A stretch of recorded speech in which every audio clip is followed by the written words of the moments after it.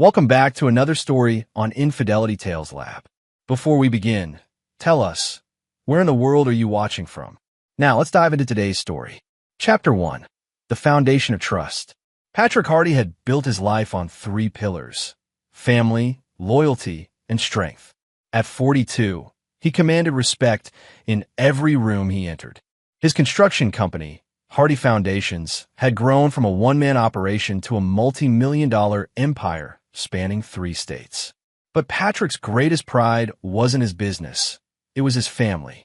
20 years of marriage to Chris Hardy had given him what he thought was everything a man could want.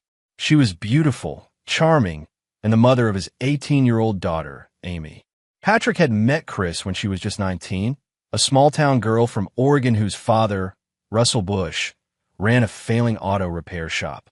Patrick had swept her off her feet, married her within a year, and moved her to his growing empire in Colorado. Patrick's philosophy was simple. Those who earned his trust received his unwavering loyalty, but those who betrayed it faced consequences that would haunt them forever. He'd learned this lesson early from his own father, a steel worker who taught him that a man's word was his bond and his family was his fortress. Chris had always seemed to understand this about her husband.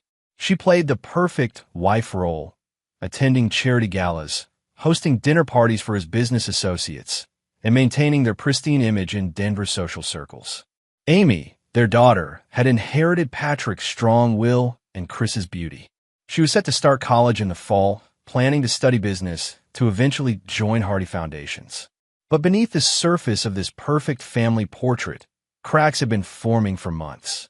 Patrick had noticed small changes in Chris: secretive phone calls, unexplained absences, new clothes that didn't appear on their credit card statements.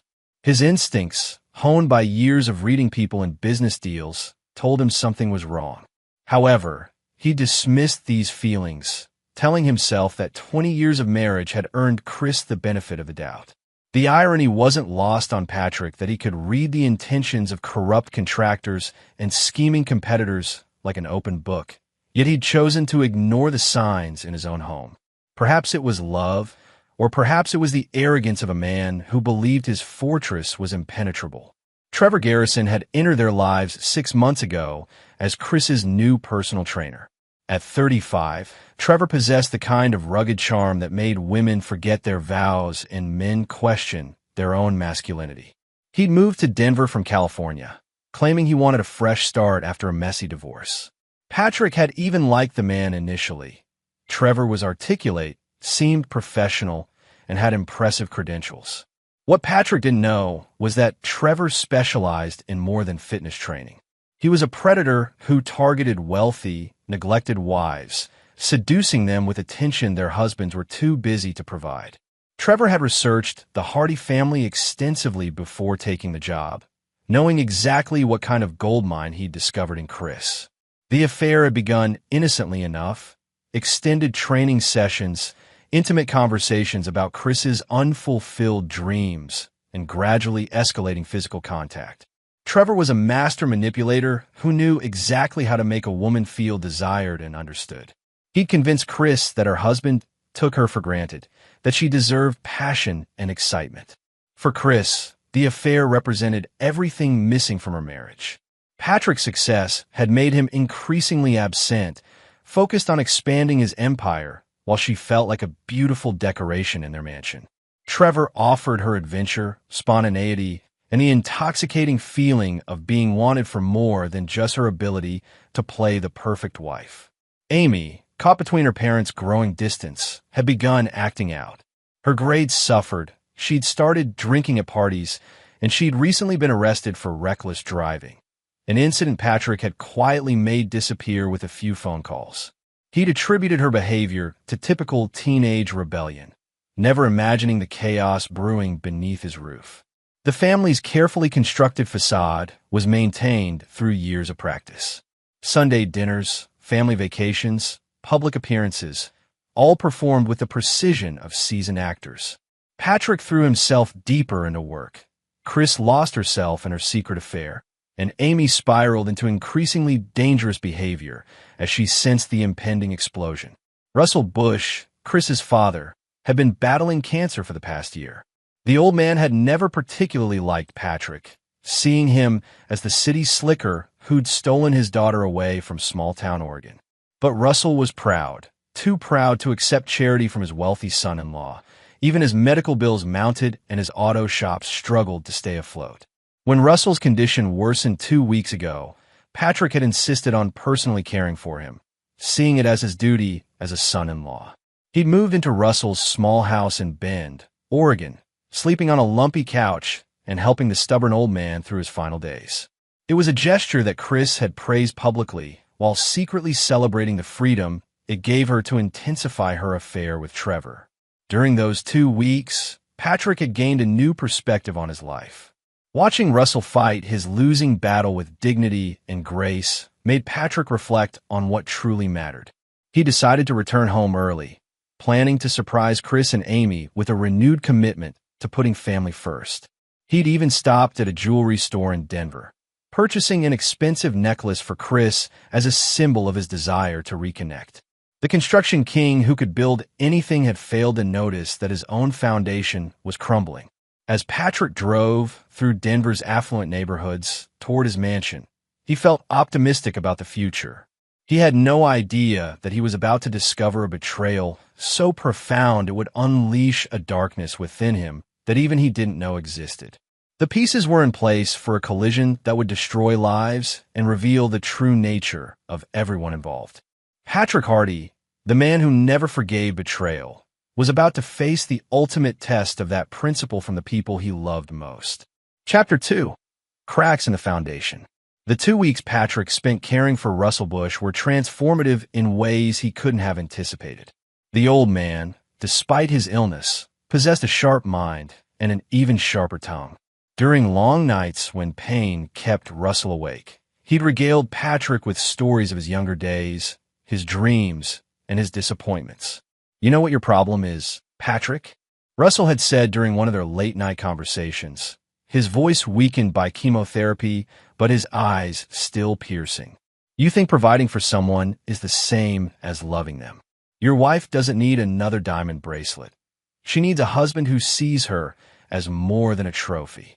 Patrick had dismissed the comment at the time, attributing it to Russell's pain medication and general dislike of him. But the words lingered, especially when Russell continued his brutal honesty. "Chris was never meant for this city life you've given her. She was a wild girl, full of dreams and passion. You've turned her into a museum piece, beautiful to look at but not allowed to be touched or moved."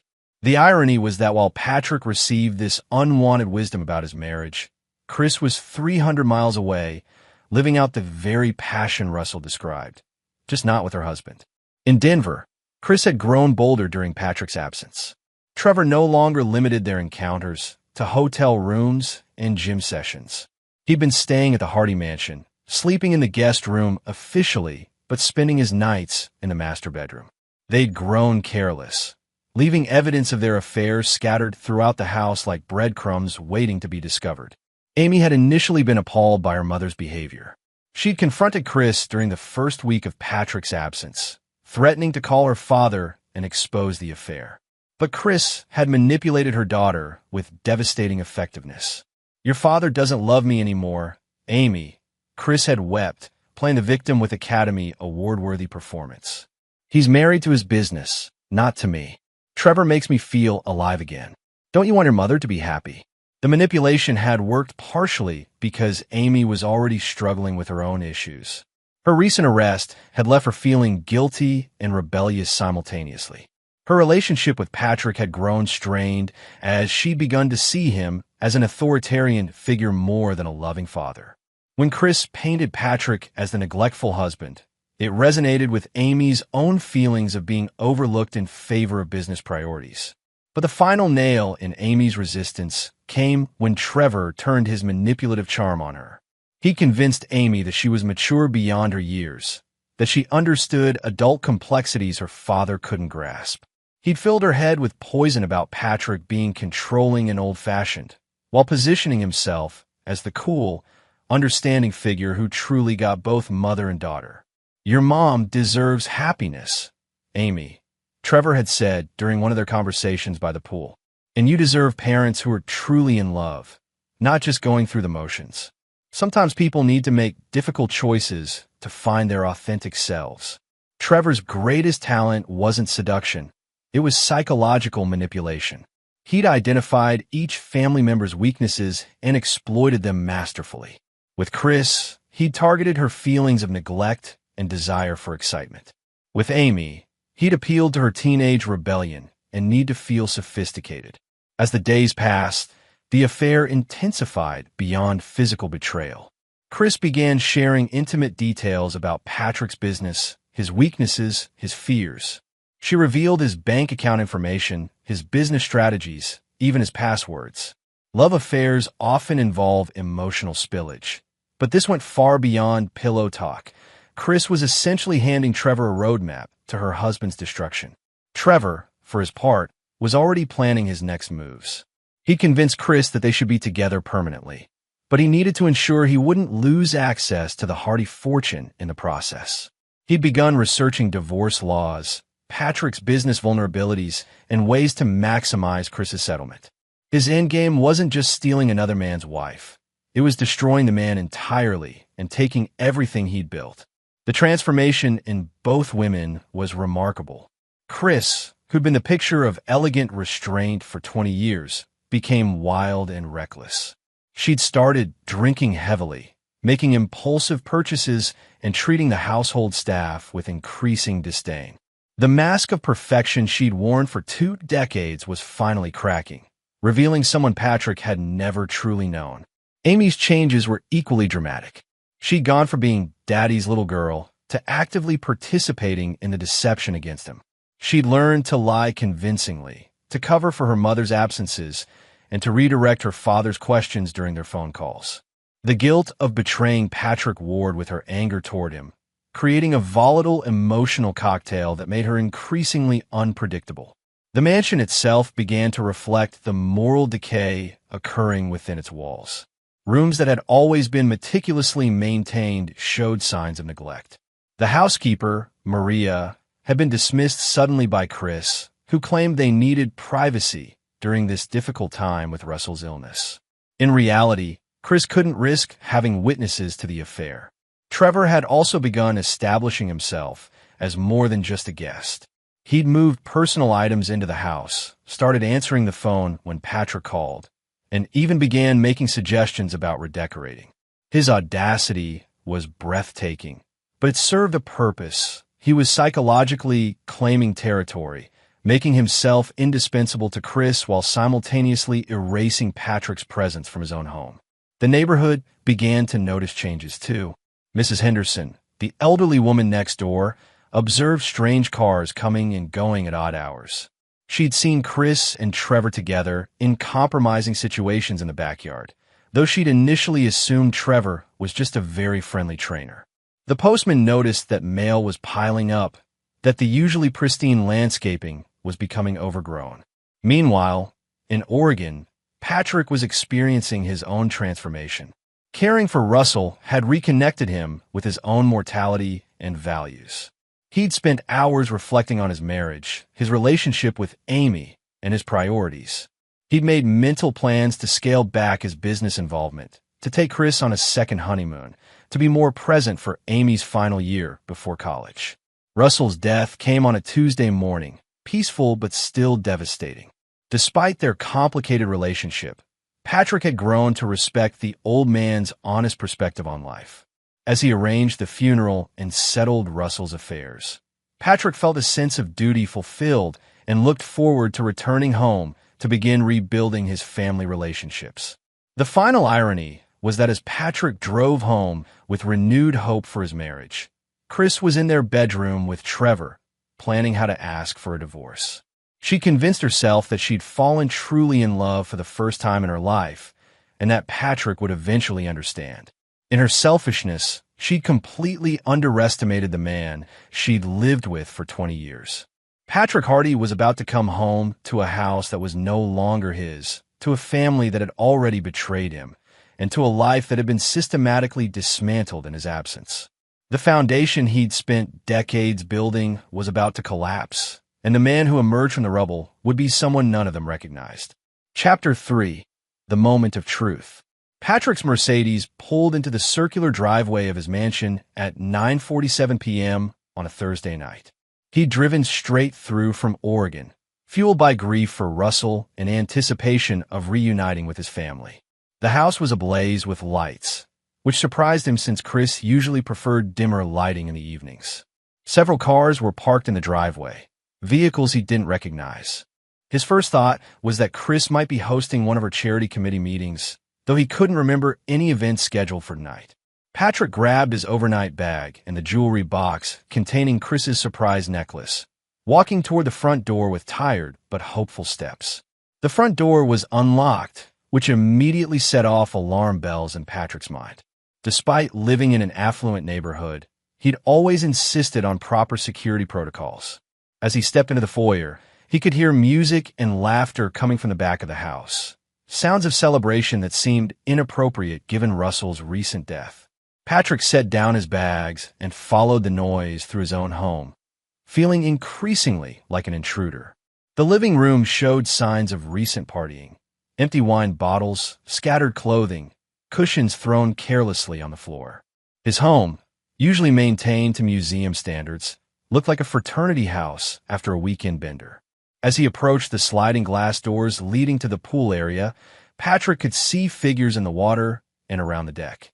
What he witnessed next would be burned into his memory forever. Chris was in the pool with Trevor, locked in a passionate embrace that left no doubt about their relationship. Amy sat at the pool's edge, drinking wine and laughing as she watched her mother betray her father. But it wasn't just the physical affair that shattered Patrick. It was the complete transformation of his family. This wasn't a moment of weakness or a recent development. The ease with which they interacted, the comfort level, the way Amy participated in the celebration. This had been going on for months, possibly longer. Patrick stood frozen behind the glass door, watching his world collapse in real time. 20 years of marriage, 18 years of fatherhood, a lifetime of trust and love, all revealed to be an elaborate deception. But what cut deepest was Amy's laughter. His little girl, whom he'd protected and provided for, was celebrating his betrayal. Trevor noticed Patrick first. Instead of showing shame or fear, he smiled and waved, as if greeting an old friend. The audacity was breathtaking. Chris followed Trevor's gaze and saw her husband standing in the doorway.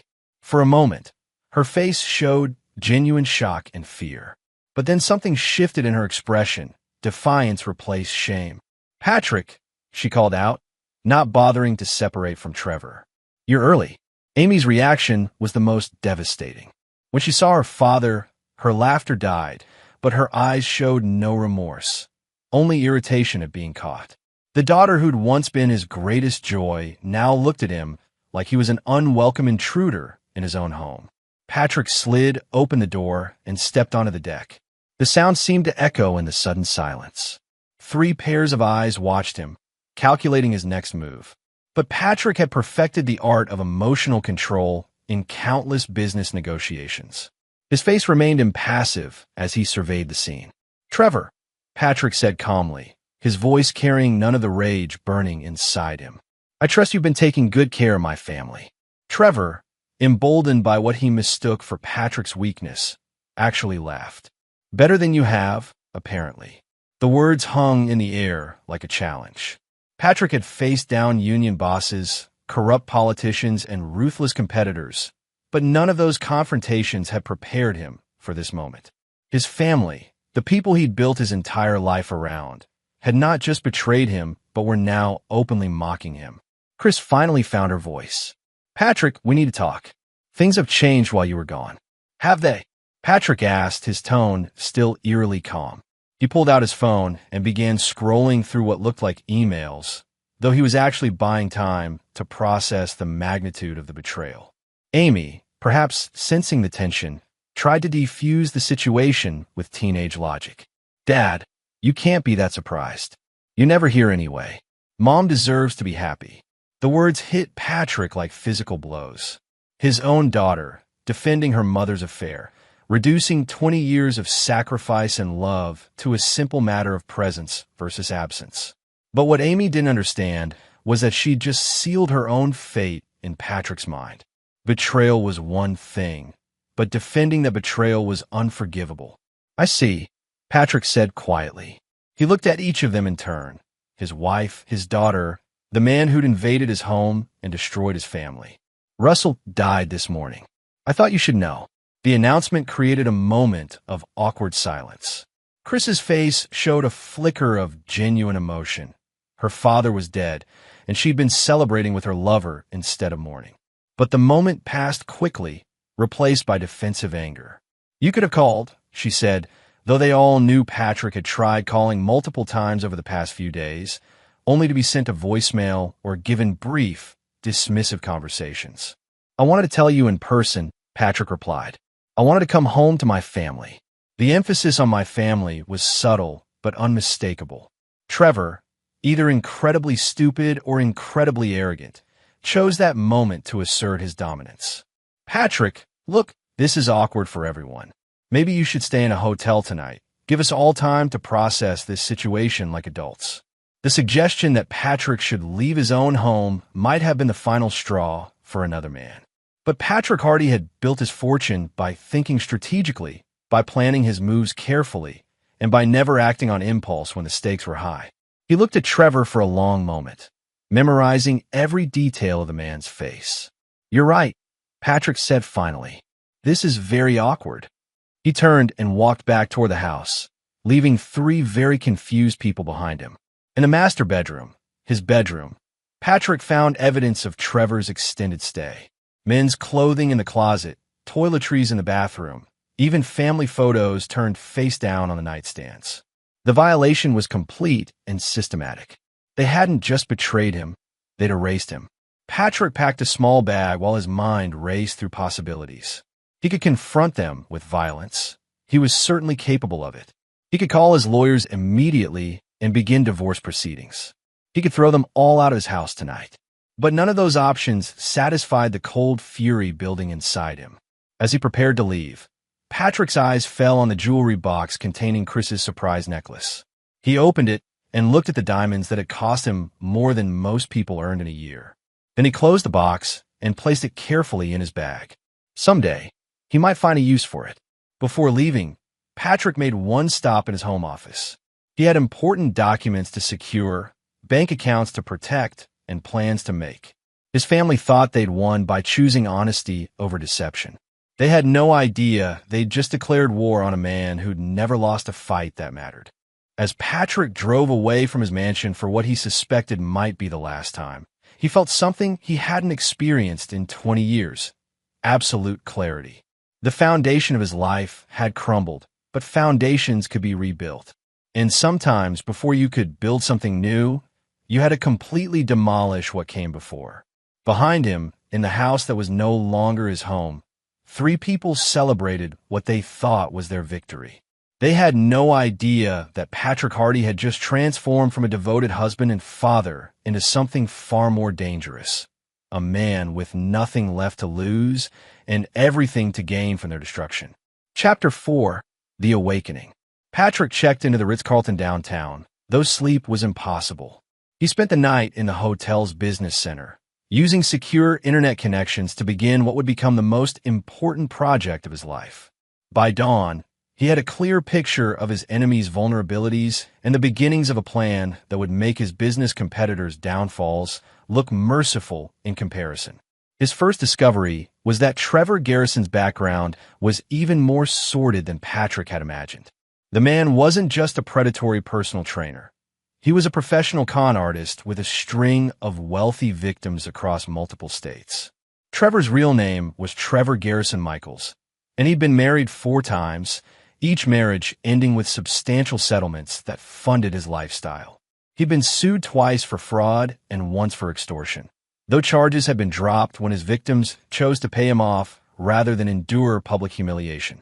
But Trevor had made a critical error in choosing the Hardy family as his latest target. Unlike his previous victims, lonely widows and neglected wives with inherited wealth, Patrick Hardy was a self-made man who understood power, leverage, and the art of war. The second revelation was even more devastating. Amy had been aware of her mother's affair for months and had actively participated in concealing it. Patrick found text messages on a family phone plan that revealed the depth of his daughter's betrayal. She hadn't just known about the affair. She'd helped orchestrate it, providing alibis, covering for unexplained absences, and even warning Chris when Patrick's business trips were delayed. One particular message thread between Amy and her friend Jessica revealed the true extent of the conspiracy. Amy, Dad's suspicious about Mom's new workout schedule. Think I should distract him with my college drama again. Jessica, your mom's trainer is so hot though. Can't blame her for wanting some excitement. Amy, Trevor's actually really cool. He gets that Dad is basically an absent workaholic. Mom deserves better. Jessica, are you seriously supporting your mom's affair? Amy, I'm supporting my mom's happiness. Dad will figure it out eventually, and honestly, maybe it's for the best. Reading those messages, Patrick felt something inside him die completely. The last vestiges of his old life. The loving father, the devoted husband, the man who believed in forgiveness and second chances, simply ceased to exist. By 6 a.m., Patrick had compiled a comprehensive dossier on Trevor Garrison Michaels.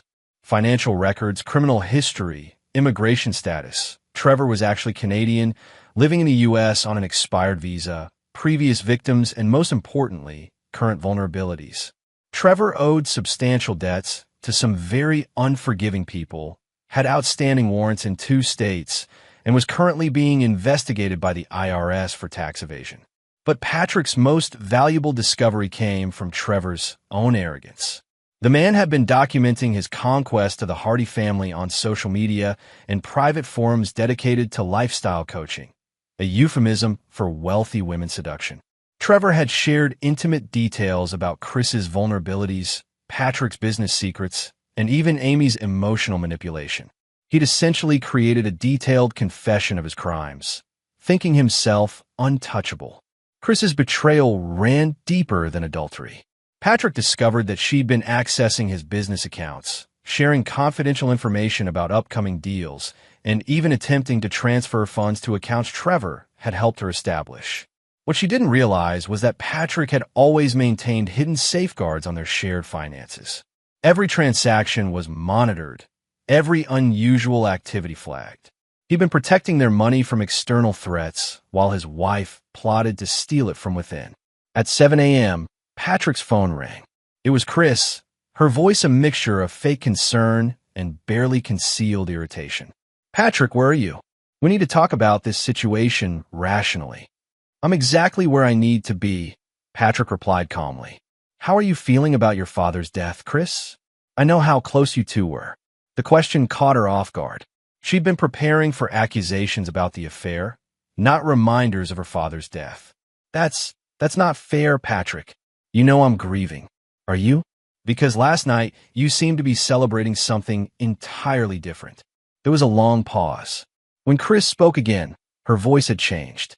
The pretense of the wounded wife was gone, replaced by cold calculation. Patrick, I want a divorce. Trevor and I are in love, and this marriage has been over for years. We can do this amicably, or we can make it ugly. Your choice. Amicably, Patrick repeated. After 20 years of marriage, you think there's an amicable way to dissolve our life together for your personal trainer? He's not just a personal trainer, and you know it. Trevor understands me in ways you never have. He makes me feel alive. I'm sure he does. Where's Amy? Amy supports our decision.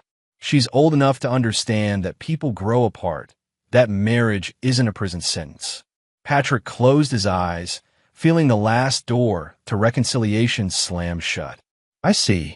And has Amy chosen which parent she wants to live with during this transition? She wants to stay with me. With us. Patrick, you have to understand. I understand perfectly, Patrick interrupted. More perfectly than you can imagine. After ending the call, Patrick made his first tactical move. He called his head of security, Malcolm Dunham, a former Marine who'd worked for Hardy Foundations for 8 years. Malcolm had always been more than an employee. He was one of the few people Patrick trusted completely. Malcolm, I need you to meet me at the downtown office. And Malcolm, we're going to war. Malcolm Dunham had served 3 tours in Afghanistan before joining Patrick's company. He understood warfare, both foreign and domestic. When Patrick explained the situation, Malcolm's expression didn't change, but his eyes hardened with military precision. "What do you need, boss?" "I need Trevor Garrison to disappear from my family's life. Permanently. But I need it to be his choice, not our coercion. Can you make that happen?" Malcolm smiled for the first time in their conversation. "Trevor Garrison, or Trevor Garrison Michaels, because I've already run a preliminary background check, and this guy has more problems than he realizes." "You've already investigated him?" "Boss, the moment a strange man starts spending time around your family, I investigate. It's what you pay me for. This particular guy, let's just say he's borrowed money from some very unfriendly people in Las Vegas." Patrick felt a cold satisfaction. How unfriendly? The kind who break legs first and ask questions later. Apparently, Trevor convinced some mob-connected loan sharks to invest in his fitness empire about 6 months ago. He was supposed to open a chain of high-end gyms. Instead, he used the money to fund his lifestyle and his pursuit of your wife. How much does he owe? $800,000 plus interest. They've been looking for him for 3 weeks. Patrick was quiet for a long moment, processing this information. "Malcolm, what would happen if these people discovered Trevor's current location?" "They'd collect their debt, one way or another. And if Trevor suddenly came into a large amount of cash, say, through a divorce settlement, would that solve his problems?" Malcolm shook his head. "These aren't the kind of people who forget being played for fools. Money might buy him time, but they'd want their pound of flesh too." Patrick smiled for the first time since discovering the affair. "Then we need to make sure Trevor never gets the chance to run with any divorce settlement money." As Patrick and Malcolm planned Trevor's downfall, they had no idea that their conversation was being recorded. Amy Hardy, guilty about her betrayal but still loyal to her mother, had placed a listening device in Patrick's office days before his return from Oregon. Trevor had convinced her it was necessary to protect Chris from Patrick's potential violence. The recording would prove to be a critical mistake, not because it would save Trevor and Chris, but because it would give Patrick the final piece of evidence he needed to justify what was coming next. His own daughter had chosen to spy on him for his enemies. There would be no mercy, no forgiveness, and no second chances. The war for the Hardy family's soul was about to begin, and Patrick Hardy intended to be the only survivor. Chapter 5. Gathering Intelligence. Amy Hardy sat in her BMW outside a coffee shop in downtown Denver, her hands shaking as she replayed the recording she'd made of her father's conversation with Malcolm. Trevor had convinced her that Patrick might become violent when confronted with the affair, that recording his private conversations was necessary to protect her mother. But what she'd heard terrified her. Her father, the man who'd taught her to ride a bike, who'd attended every school play and soccer game, who'd patiently helped her with homework, had spoken about making Trevor disappear with the cold detachment of a stranger. The Patrick Hardy on that recording wasn't the devoted father she remembered, but something far more dangerous. Amy's first instinct was to warn Trevor and her mother immediately, but as she sat in her car, conflicted emotions warred within her. Despite everything, Patrick was still her father. The man on the recording might be capable of terrible things, but he was also the man who'd built an empire to provide for his family, who'd spent 2 weeks caring for a dying man he barely tolerated out of duty and love. For the first time since the affair began, Amy allowed herself to truly consider what they'd done to Patrick. She'd been so caught up in Trevor's manipulations and her mother's excitement that she'd never fully grasped the magnitude of their betrayal. They hadn't just broken Patrick's heart, they'd systematically destroyed his entire world while he was caring for his dying father-in-law. But Amy's moment of moral clarity was interrupted by Trevor's arrival at the coffee shop.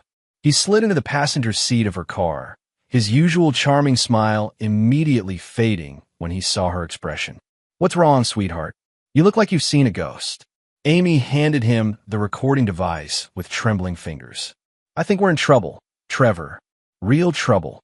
As Trevor listened to the recording, his face underwent a dramatic transformation. The confident predator who'd seduced mother and daughter alike was replaced by a man who understood that he'd seriously underestimated his opponent. Patrick Hardy wasn't the absent, workaholic husband Trevor had expected. He was a strategic thinker with dangerous resources and apparently no moral limitations when it came to protecting what was his. "This is bad," Trevor muttered, his mind racing through possible escape routes. "This is very bad. What are we going to do?" Amy asked, her voice small and frightened. Trevor's survival instincts kicked in immediately. His first thought was self-preservation, not protecting the family he'd helped destroy. "We need to accelerate our timeline. Your mother needs to file for divorce immediately, before your father can hide assets or worse." "Worse? Trevor, what does that mean?"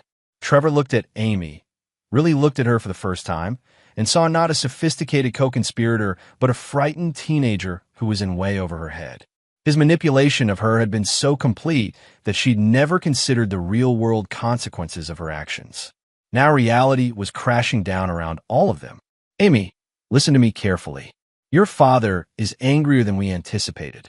We need to be smart about this, move quickly, and most importantly, we need to stick together. Can you do that?" Amy nodded, though her faith in Trevor was beginning to crack. "Should we call the police? If Dad's planning to hurt you?" "No." Trevor's response was immediate and sharp. "We can't involve law enforcement. It would complicate everything." What he didn't tell Amy was that the last thing he needed was police attention given his outstanding warrants and visa issues. Meanwhile, at Hardy Foundation's headquarters, Patrick was orchestrating a masterpiece of strategic warfare. He'd assembled a team of specialists, private investigators, forensic accountants, cybersecurity experts, and attorneys, each sworn to absolute secrecy. To the outside world, Patrick appeared to be handling his father-in-law's death and dealing with family matters. In reality, he was building a case that would systematically destroy his enemies. His first target was Trevor's financial vulnerability. Patrick's investigators had located Trevor's creditors in Las Vegas.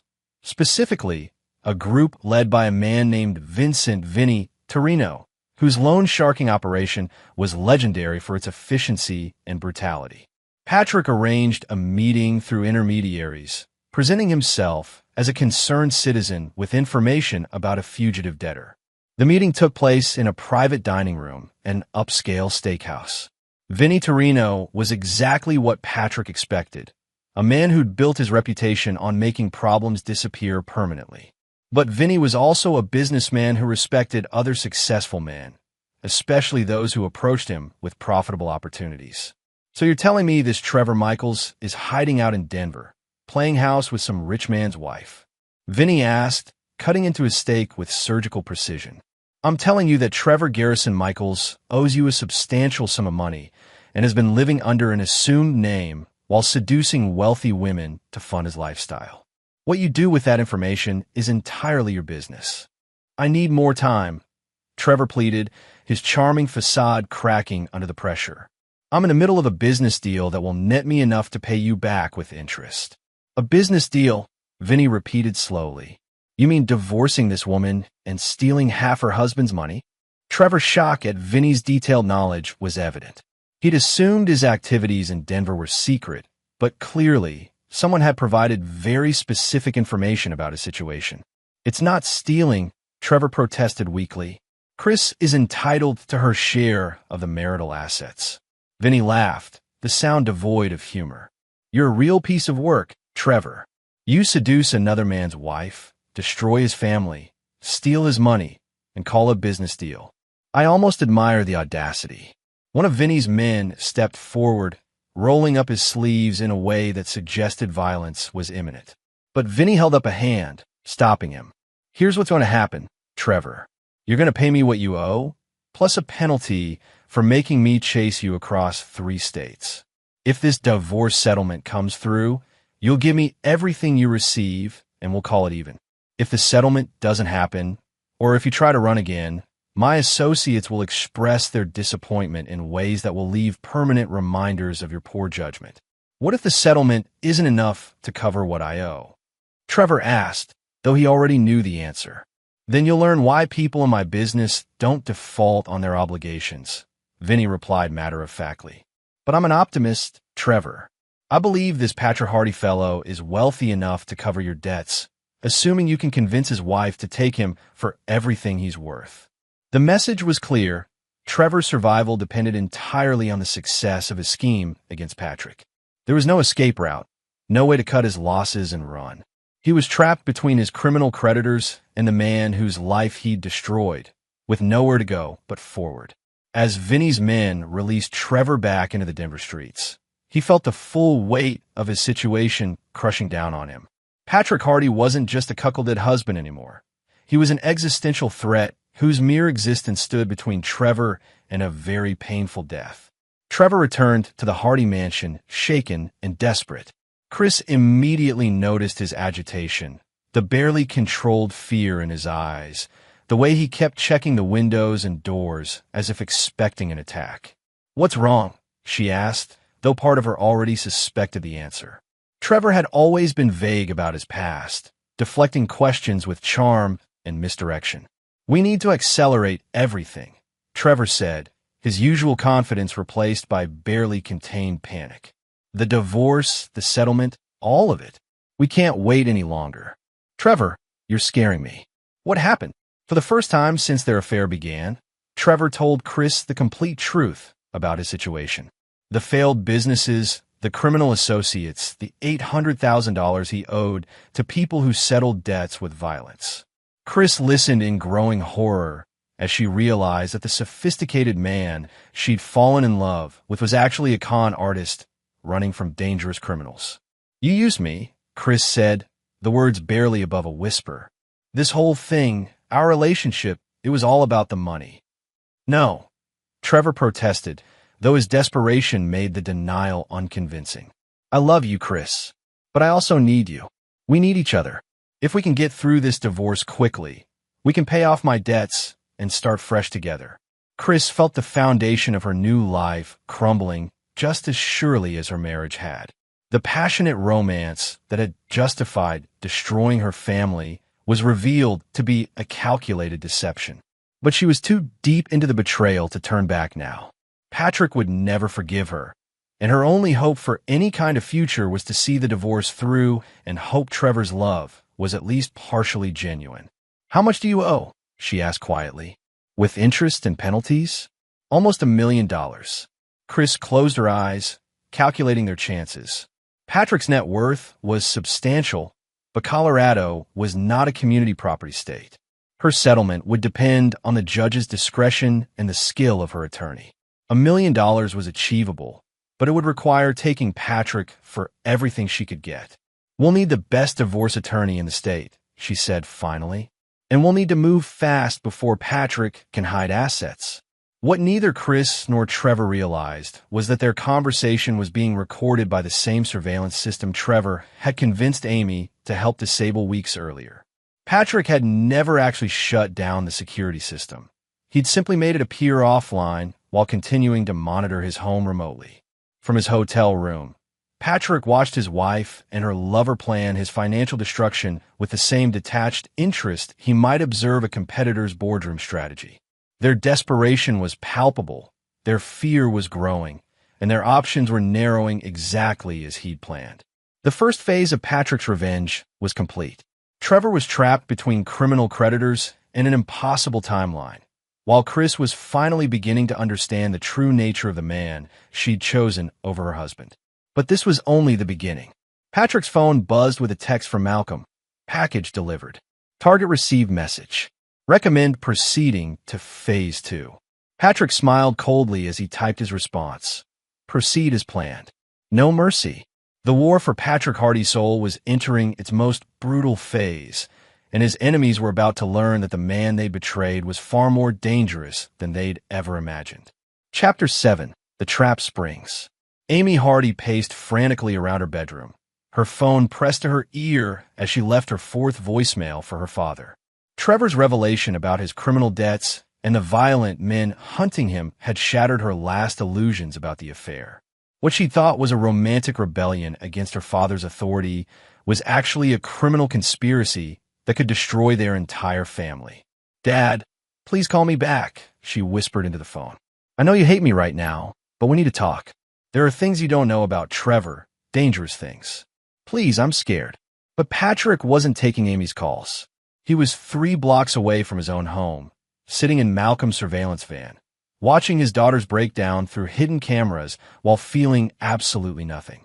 The caring father who might have rushed to comfort his frightened child was gone, replaced by a strategist who viewed Amy's panic as confirmation that his plan was working perfectly.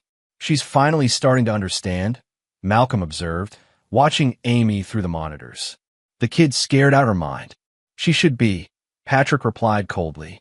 "She made her choice when she decided to spy on me for my enemies. Actions have consequences." Malcolm had known Patrick for 8 years, but he'd never seen this version of the man. Calculating, ruthless, completely devoid of the warmth that had once made him such an effective leader. "Boss, she's still your daughter." Patrick's expression didn't change.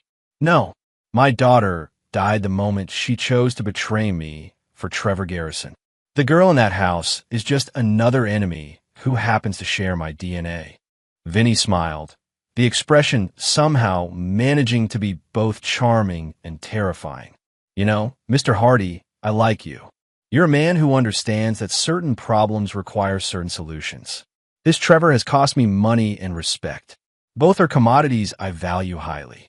I'm sure you'll handle the situation appropriately," Patrick said, sliding a folder across the table. "That contains Trevor's current address, daily routine, and the locations where he's most vulnerable to approach. And what do you want in return for this information?" "I want Trevor Garrison to realize that Denver is no longer a safe place for him to conduct business. I want him to understand that his current lifestyle is unsustainable. How you convey that message is entirely up to you." Vinny studied Patrick with newfound respect. "You're not asking me to kill him. I'm asking you to collect what you're owed and ensure he understands the consequences of his choices. If Trevor chooses to leave Denver permanently to avoid further complications, that would be an unfortunate but understandable decision on his part." As Patrick drove back to his hotel, he felt a cold satisfaction. Trevor's past was about to catch up with him in the most violent way possible. It would appear to be simple criminal justice rather than Patrick's orchestrated revenge. By the time Vinny's people finished with Trevor, the man would be begging to leave Colorado, assuming he was still capable of begging. But Patrick's plans extended far beyond Trevor. He discovered that Chris had been sharing confidential information about his business deals, potentially costing him millions in competitive advantages. She'd also attempted to access trust funds established for Amy's education, money that was legally protected but vulnerable to someone with inside knowledge of account numbers and passwords. Most damaging of all, Patrick had uncovered evidence that Chris and Trevor had been planning their escape for months. They'd opened joint accounts in the Cayman Islands, researched states with favorable divorce laws, and even consulted with attorneys about maximizing Chris's settlement while minimizing her tax obligations. This wasn't a passionate affair that had gotten out of hand. It was a calculated theft disguised as romance. The final piece of Patrick's intelligence gathering came from an unexpected source: the housekeeper, Maria, whom Chris had dismissed. Maria had worked for the Hardy family for 12 years and had witnessed the affair's development firsthand. More importantly, she kept detailed records of the household's activities, including photographs and videos she'd taken to document valuable items for insurance purposes. "Mr. Patrick," Maria said during their private meeting, tears streaming down her face. "I tried to tell you, but Mrs. Chris, she made me promise to stay quiet. She said you knew about Mr. Trevor, that it was arrangement you approved." The photographs Maria provided were devastating evidence of the affair's duration and scope. They showed Trevor living in the Hardy mansion as early as 3 months ago, long before Patrick had left for Oregon. They documented Amy's participation in the deception, including images of her covering security cameras and disposing of evidence that might reveal Trevor's presence. But the most damaging evidence came from security footage Maria had secretly downloaded before being dismissed. The videos showed Chris and Trevor in Patrick's home office, accessing his computer, photographing documents, and even discussing specific business deals they planned to exploit. "They thought I was just cleaning lady who didn't understand English very well," Maria explained. "But I heard everything. They plan to take everything from you, Mr. Patrick. Your wife, She said you deserved to lose everything because you never appreciated what you had. As Patrick reviewed the evidence, he felt his transformation complete itself. The loving husband and father was gone, replaced by something harder and infinitely more dangerous. Chris, Trevor, and Amy had declared war on him, and now they would learn why Patrick Hardy had never lost a fight that mattered. The first phase of his revenge was about to begin, and none of his enemies had any idea what was coming for them. Chapter 6: The First Strike. Vincent Torino's men found Trevor Garrison at 6:45 a.m. on a Tuesday morning, just as he was leaving the Hardy mansion for his usual run through the affluent Cherrywood neighborhood.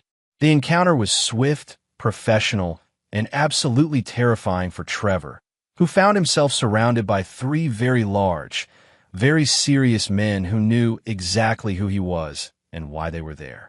Trevor Garrison Michaels, the lead man, said, his voice carrying the kind of authority that brooked no argument. Mr. Torino would like a word. Trevor's blood turned to ice. He'd been running from Vinny's people for months, constantly looking over his shoulder, but the wealthy Denver suburb had felt like sanctuary. The realization that his past had caught up with him in the place he felt safest was psychologically devastating. I don't know what you're talking about. Trevor tried to bluff, but his voice betrayed his terror. $873,000, plus interest, the man continued calmly. That's what you owe for the gym equipment and startup capital you borrowed 6 months ago. Mr. Torino has been very patient, but patience has its limits. The men escorted Trevor to a black SUV parked 3 blocks away, far enough from the Hardy mansion to avoid witnesses, but close enough to drive home the point that nowhere was safe. The 20-minute ride to an industrial warehouse on the outskirts of Denver was conducted in absolute silence, giving Trevor plenty of time to contemplate his rapidly deteriorating situation. Vinny Torino was waiting in the warehouse, surrounded by exercise equipment that looked suspiciously similar to what Trevor had promised to purchase with the borrowed money. The irony wasn't lost on either man. "Trevor, my friend," Vinny said, his tone conversational, but his eyes cold as winter. "I've been looking for you. Imagine my surprise when I learned you've been living in luxury with some rich man's wife instead of building the fitness empire you promised me." Trevor tried to maintain his composure, falling back on the charm that had served him so well with wealthy women. "Vinny, I can explain. The Denver market required more research than anticipated, but I'm close to securing the financing we discussed." Vinny's backhand across Trevor's face was swift and practiced, cutting off the explanation mid-sentence. "Don't insult my intelligence with more lies. I know exactly what you've been doing, where you've been living, and who you've been fucking. The question is, how are you going to pay me back?" Inside the mansion, Chris was experiencing her own crisis of faith. Trevor's criminal history and the very real threat of violence had forced her to confront the reality of what she'd done. She destroyed a 20-year marriage for a man who'd seduced her as part of a financial scheme. The sophisticated romance she'd thought she was living was actually a trashy con game, and she was just another mark. But Chris's survival instincts were stronger than her guilt. She'd burned every bridge with Patrick, and retreat was impossible. Her only option was to push forward with a divorce and hope she could extract enough money to satisfy Trevor's debts and secure some kind of future for herself. She'd already contacted Denver's most aggressive divorce attorney, Harrison Blackstone, known for his ability to extract maximum settlements from wealthy husbands. Blackstone had reviewed her case and expressed confidence that she could walk away with at least 40% of Patrick's assets, possibly more if they could prove emotional abandonment or other forms of marital misconduct. "The key is moving fast," Blackstone had advised during their consultation. "If your husband is as smart as you say, he's already taking steps to protect his assets. We need to file before he can hide everything in offshore accounts or business structures." What Chris didn't know was that Harrison Blackstone was one of Patrick's oldest friends, having served as legal counsel for Hardy Foundation since its early days. The attorney had called Patrick immediately after Chris's consultation, providing detailed information about her strategy and timeline. "She wants to file tomorrow," Blackstone had reported, claiming irreconcilable differences and seeking 50-50 asset division plus spousal support. She's also requesting immediate possession of the marital home. Perfect, Patrick had replied. File whatever paperwork she wants. Give her exactly what she's asking for. Blackstone was confused by Patrick's response. You want me to roll over? Patrick, she could take you for millions. Harrison, trust me on this. File the papers, begin discovery. Do everything exactly as if you were representing her interests instead of mine. But make sure every document, every financial disclosure, every piece of evidence she provides goes through you first. Now, as Trevor frantically made phone calls trying to negotiate an extension with Vinnie Torino's people, and Chris prepared to destroy her marriage legally, Patrick was implementing the most brilliant aspect of his revenge plan. He was going to give them exactly what they wanted, and it would destroy them completely. The divorce papers were filed on Wednesday morning. By Wednesday afternoon, Chris had temporary possession of the mansion. Trevor was breathing easier, believing his financial salvation was at hand, and Amy was cautiously optimistic that maybe the family could survive this crisis after all. None of them realized they were walking into the most sophisticated trap Patrick had ever constructed. The first sign of trouble came when Chris tried to access the family's primary bank accounts. Despite the divorce filing, she discovered that she no longer had access to most of their liquid assets. Patrick had moved the money, but legally, transferring funds to accounts that predated their marriage, business accounts protected by corporate structures, and investment vehicles that were technically separate from marital assets. He can't do this, Chris protested to Blackstone during an emergency meeting. We had joint accounts. I should have access. He moved the money before the filing. Blackstone explained, his expression grave. Technically, he hasn't violated any court orders because the accounts he transferred from weren't specifically protected by the temporary restraining order. So I'm broke. Not broke, but cash poor until we can force disclosure of his hidden assets. That could take months. Trevor's panic reached new heights when Chris explained their cash flow problem. Vinny's people had given him 2 weeks to produce a substantial payment, and now his only source of funds was tied up in legal proceedings that could drag on indefinitely. We need to liquidate something, Trevor insisted. Jewelry, art, something valuable we can sell quickly. But when they attempted to access Chris's jewelry collection, they discovered that most of the valuable pieces were missing. The insurance company informed them that Patrick had moved the items to a secure facility before leaving for Oregon, citing security concerns while he was away. Technically legal, completely devastating to their immediate financial needs. Amy, meanwhile, was discovering that her trust fund, money set aside for her college education, was no longer accessible. Patrick had restructured the account before leaving for Oregon, changing the terms so that distributions required both parent signatures. With the divorce proceedings ongoing, any access to Amy's education money was effectively frozen. I can't pay for college now, Amy realized, the full scope of her father's revenge beginning to dawn on her. He's cutting me off completely. The psychological pressure was taking its toll on all 3 conspirators. Trevor was jumping at shadows, expecting Vinny's men to appear at any moment. Chris was discovering that 20 years of marriage to a financial genius meant that extracting money from him would be infinitely more complex than she'd anticipated. Amy was facing the possibility that her betrayal would cost her not just her relationship with her father, but her entire future. But Patrick's masterstroke was still to come. On Friday evening, Harrison Blackstone called with devastating news. Chris, we have a problem. Patrick's filing a countersuit. For what? Fraud, embezzlement, theft of intellectual property, and conspiracy to defraud. He's claiming that you and Trevor conspired to steal business information and that you've been transferring marital assets to hidden accounts. Chris felt her world tilt off its axis. That's not true. We looked at some documents, but Chris, they have evidence. Financial records, video surveillance, recorded conversations. They're not just seeking to deny you a settlement. They're claiming you owe him money for damages to his business. The trap was complete. Instead of walking away with millions from the divorce, Chris was facing the possibility of criminal charges and financial ruin. Trevor's desperation reached a breaking point as he realized that not only would there be no divorce settlement to pay his debts, but that his association with Chris had potentially made him an accessory to crimes he didn't even know he'd committed. Amy, listening to her mother's frantic phone conversation with the attorney, finally understood that her father hadn't just been angry about the affair. He'd been systematically documenting their betrayal and building a case that would destroy them all.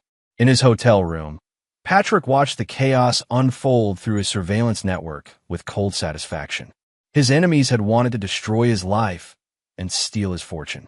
Instead, they'd walked directly into a trap that would leave them facing criminal prosecution, financial ruin, and the very real possibility of violence from Trevor's criminal associates. The war was almost over, and Patrick Hardy had won before his enemies even realized they were fighting. Chapter 8. The Destruction. The breaking point came on a Tuesday morning when Vincent Torino himself arrived at the Hardy mansion. Unlike his previous visits through intermediaries, this was personal. Trevor's 2-week extension had expired, and no payment had materialized. Worse, word had reached Vinny that Trevor's primary asset, his access to Patrick Hardy's money, was evaporating in a storm of legal complications. Chris answered the door to find a man who radiated controlled violence despite his expensive suit and polite demeanor. Behind him stood 2 associates who looked like they'd stepped out of a nightmare. "Mrs. Hardy," Vinny said with dangerous courtesy. "I'm Vincent Torino. I believe you know why I'm here." The mention of Vinny's name drained the color from Chris's face.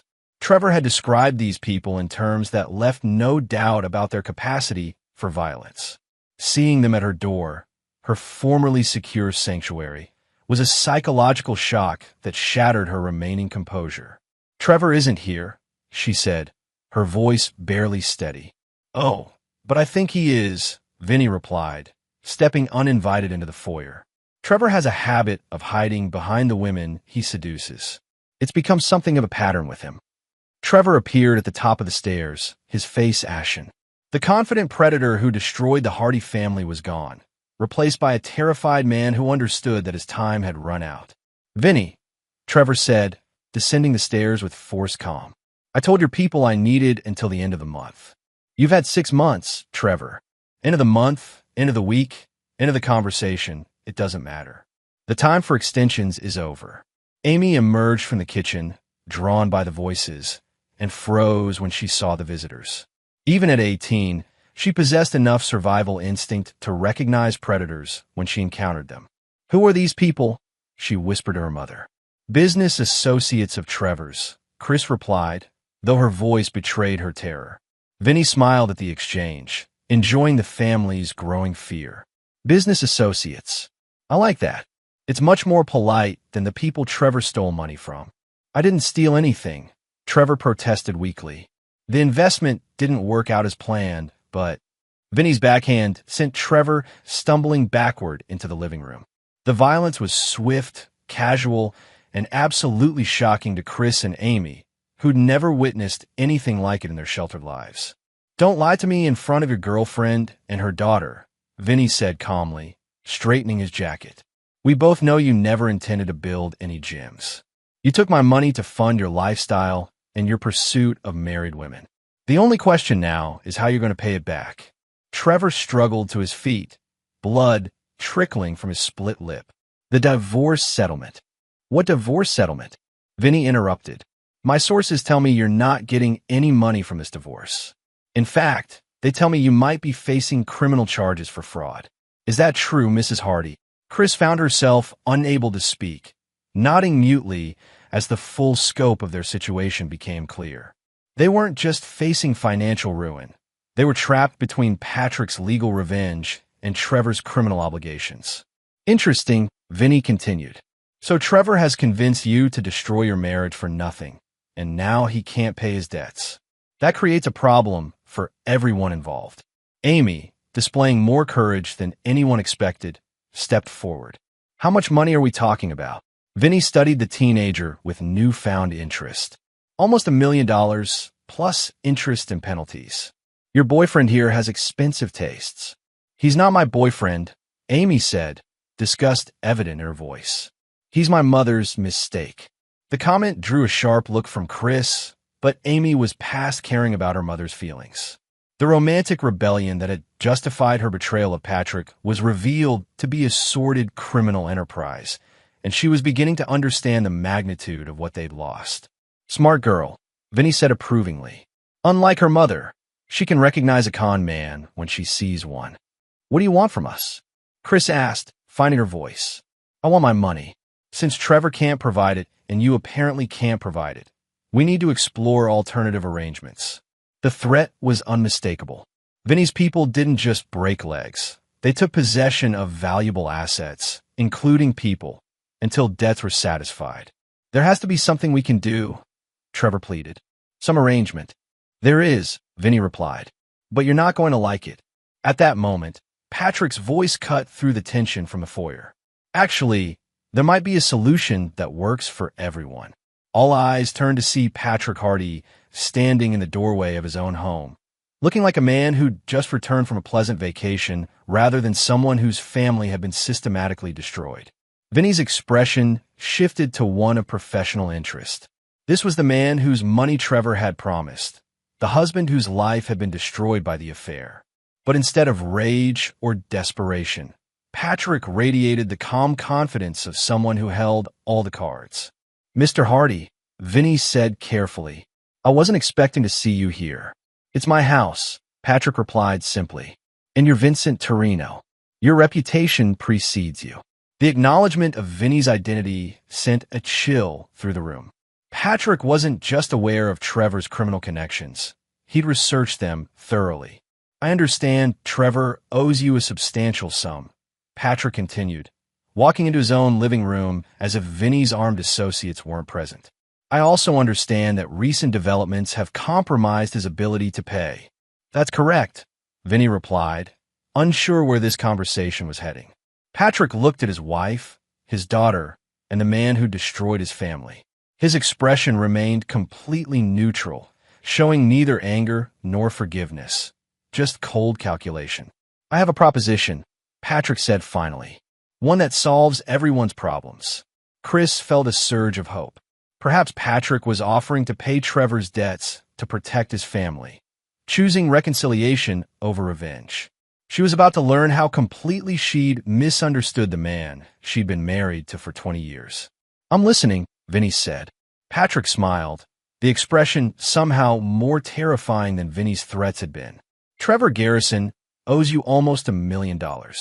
My wife and her lover have been planning to steal that money from me through their divorce settlement.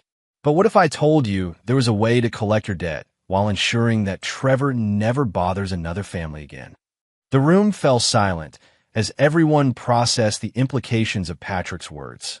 He wasn't offering salvation. He was negotiating the terms of their destruction. Amy was the first to understand. Dad, no. Whatever you're thinking. Amy, Patrick said quietly, his voice carrying absolute authority. You lost the right to call me Dad when you chose to betray me for this man. You're not my daughter anymore. You're just another person who made the wrong choice. The words hit Amy like physical blows, but Patrick's attention had already shifted back to Vinny. I'm interested in your proposition, Vinny said carefully. Patrick's smile grew wider and colder. Excellent, because I think you're going to like what I have in mind. The final phase of Patrick Hardy's revenge was about to begin, and his enemies were going to discover that sometimes the most dangerous place to be is between a man and his justice. Chapter 9. No Forgiveness. After 2 weeks of caring for my father-in-law, I came home to find the door unlocked. Inside, my daughter lay covered in blood. Barely breathing, she screamed, "Run now." Why? I asked when footsteps approached from behind. I turned around and saw. Patrick paused, looking directly at Vincent Torino, exactly what I expected to see. The confusion on everyone's faces was palpable. Patrick's words seemed disconnected from reality. Amy wasn't covered in blood. She wasn't barely breathing, and the scene he described bore no resemblance to the current situation. I'm sorry, Vinny said carefully, but I think there's been some misunderstanding. Patrick's smile was arctic. No misunderstanding, Mr. Torino. I'm simply describing what this scene will look like when the police arrive in approximately 15 minutes. The words hit the room like a physical force. Trevor went pale, Chris stumbled backward, and Amy's eyes widened in terror as she began to understand the scope of her father's final gambit. "You see," Patrick continued conversationally, "when I learned about my family's betrayal, I had to decide between forgiveness and justice. My wife chose to destroy our marriage for a con man. My daughter chose to spy on me for my enemies. And Trevor chose to steal from dangerous people and hide behind my family when his crimes caught up with him." Vinny's associates shifted nervously, hands moving toward concealed weapons, but Vinny held up a restraining hand. This conversation had taken an unexpected turn, and he wanted to understand where it was heading. "Chris," Patrick said, addressing his wife directly for the first time, "you wanted excitement, passion, a life free from the boring constraints of marriage to a workaholic. How does it feel now that you're about to get exactly what you wish for?" "Patrick, please," Chris whispered, genuine terror replacing her earlier defiance. "We can fix this. We can work it out." "Fix it." Patrick's laugh was devoid of humor. "You systematically destroyed 20 years of marriage, stole business secrets, corrupted our daughter, and conspired with a criminal to rob me blind. What exactly do you think we're going to fix?" Amy found her voice, desperation making her brave. "Dad, I'm sorry. I know I made mistakes, but I'm still your daughter. You can't just—" "I can't what?" Patrick interrupted. "I can't treat you like the enemy you chose to become. I can't hold you accountable for betraying the man who loved you more than his own life." Patrick turned to face Amy fully, and she saw something in his eyes that made her step backward. This wasn't anger or disappointment. It was the complete absence of love, as if she'd become a stranger to him. "Amy, you recorded my private conversations and shared them with the man who was destroying our family. You helped plan my financial ruin while I was caring for your dying grandfather. You celebrated my betrayal and called it justice. Did you really think there would be no consequences?" Trevor, sensing the conversation spiraling towards something catastrophic, tried to assert himself. "Patrick, let's all calm down and—" "Trevor," Patrick said without looking at him, "in about 10 minutes, you're going to be dead." The matter-of-fact statement froze everyone in place. Patrick wasn't threatening Trevor. He was stating a simple fact, as if discussing the weather. Vinny found his voice. "Mr. Hardy, I think we should clarify what's happening here." Patrick finally looked at Vinny directly. "What's happening, Mr. Torino, is that you're about to collect your debt in full, and I'm about to solve all my problems simultaneously." Patrick pulled out his phone and began playing an audio recording. Trevor's voice filled the room, discussing his plan to seduce Chris, steal Patrick's money, and disappear with his new fortune. But the recording had been edited, spliced together from multiple conversations to create a narrative where Trevor explicitly threatened to kill Patrick if the divorce settlement didn't come through. "That's not what I said," Trevor protested frantically. "That's been edited." "Has it?" Patrick asked mildly. "I'm sure the police will be very thorough in their investigation. Of course, by the time they sort out the truth, you'll already be dead, so it won't matter much to you." The pieces of Patrick's plan were coming together with terrifying clarity. He'd manipulated everyone, Vinny, Chris, Amy, even Trevor, into positions where his final revenge would appear to be simple criminal justice. "You called them," Vinny said, understanding dawning. "You called the police." "I called them 20 minutes ago," Patrick confirmed. "I reported that my wife's criminal lover had threatened my family and was holding us hostage. I mentioned that he was connected to organized crime figures from Las Vegas who were also at my home, armed and dangerous." Vinny's professional calm cracked for the first time. "You son of a bitch. You're setting us up." "I'm not setting anyone up," Patrick replied. "I'm simply allowing the natural consequences of everyone's choices to play out. Trevor chose to steal from you and hide behind my family. You chose to come to my home with armed men to collect your debt. Chris chose to betray our marriage. Amy chose to betray our family. I'm just facilitating the resolution." Amy was hyperventilating now, understanding that her father intended for all of them to suffer the consequences of their choices while he emerged as the innocent victim. "The blood," she gasped. "You said I'd be covered in blood." Patrick's expression didn't change. Mr. Torino's associates are armed and dangerous. When the police arrive to find a hostage situation, there will unfortunately be violence. Crossfire is unpredictable, Amy. Innocent people sometimes get hurt. You're insane, Chris whispered. You're willing to see your own daughter killed for revenge? My daughter died when she chose Trevor over me, Patrick replied. The girl standing here is just someone who looks like her. The sound of sirens in the distance galvanized everyone into action. Vinny's men drew their weapons. Trevor began frantically searching for an escape route, and Chris grabbed Amy's arm, pulling her toward the back of the house. There's nowhere to run, Patrick said calmly. I've made sure of that. Indeed, Patrick's planning had been meticulous. He'd disabled the mansion's back exits, blocked the garage door, and even cut the phone lines to prevent anyone from contradicting his story to the police. His enemies were trapped in a scenario where any outcome would destroy them. Vinny, realizing the scope of the trap, made the only logical choice available to him. This is over, he told his men.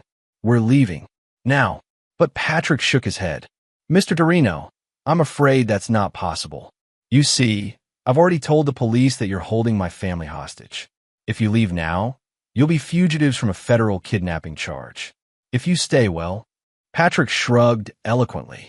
The sirens were getting closer, and everyone in the room understood that the police would arrive to find exactly what Patrick had described, a domestic situation involving organized crime figures, a missing $1 million, and a family in crisis.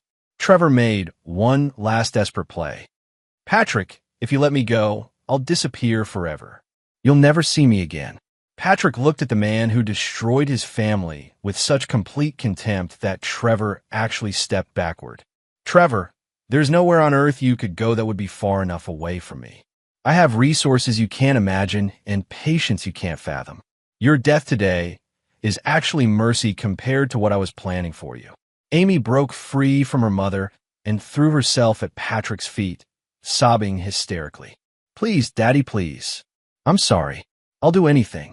I'll testify against them, Patrick looked down at his daughter, his former daughter, with eyes as cold as winter stone.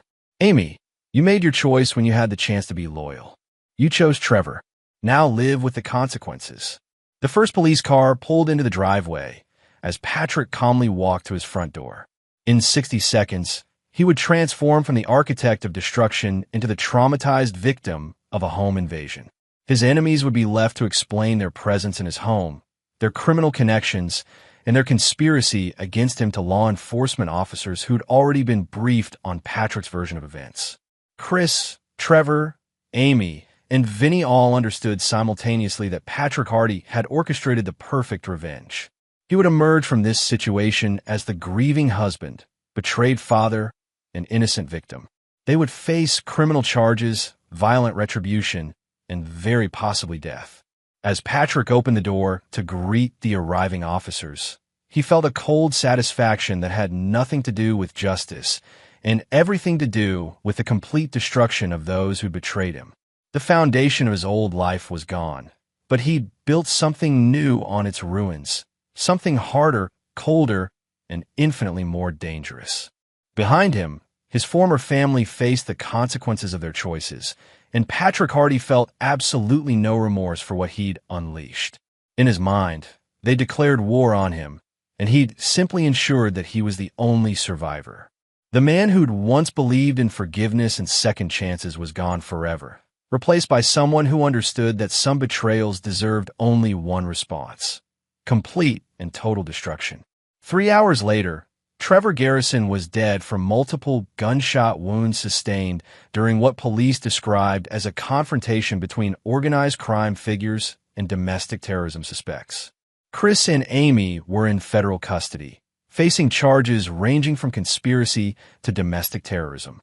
Vinny Torino and his associates were fugitives wanted in connection with a kidnapping and murder. Patrick Hardy sat in his hotel room, watching the news coverage of the tragedy that had destroyed his family. The reporters described him as a victim, a man whose life had been torn apart by his wife's criminal associates and his daughter's poor judgment. He felt nothing.